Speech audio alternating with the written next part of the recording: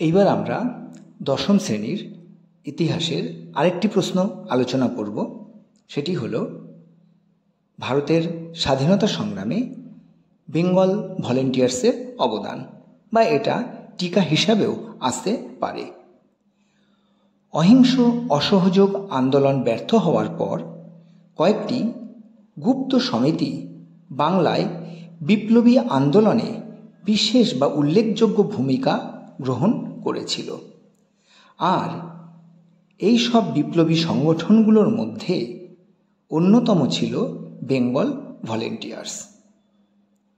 1928 খ্রিস্টাব্দে বেঙ্গল ভলেন্টিয়ার্স প্রতিষ্ঠিত হয়েছিল।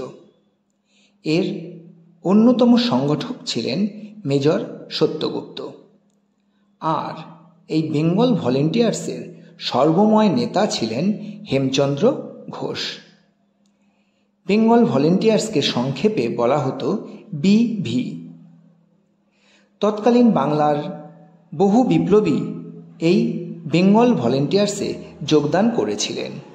এর মধ্যে উল্লেখযোগ্য ছিলেন বিনয় বসু, বাদল গুপ্ত, দীনেশ গুপ্ত, গণেশ ঘোষ, ব্রজকিশোর চক্রবর্তী, রামকৃষ্ণ রায় প্রমুখ।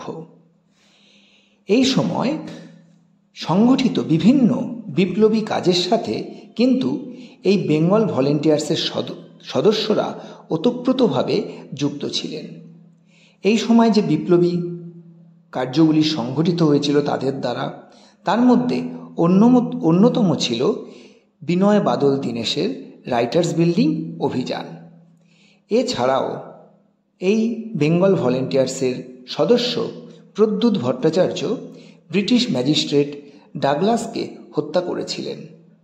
এছাড়াও এই সংগঠন অনেক কুখ্যাত ব্রিটিশ অফিসারদের হত্যার পরিকল্পনা করেছিল। এই বেঙ্গল ভলেন্টিয়ার্সের বেশিরভাগ নেতা ও কর্মী ব্রিটিশদের দ্বারা কারারুদ্ধ হয়, তাদেরকে গ্রেপ্তার করা হয়।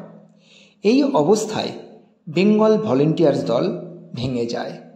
পরবর্তীকালে আমরা দেখতে পাই এই দলের বেশিরভাগ সদস্যই সুভাষচন্দ্র বসুর ফরওয়ার্ড ব্লক দলে যোগদান করেছিলেন।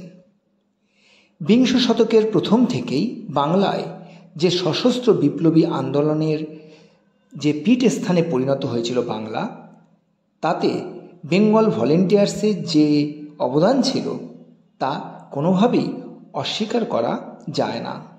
বরং বলা যায় যে এই বিপ্লবী কার্যকলাপের প্রধান চালিকা শক্তিই ছিল বেঙ্গল ভলেন্টিয়ার্স।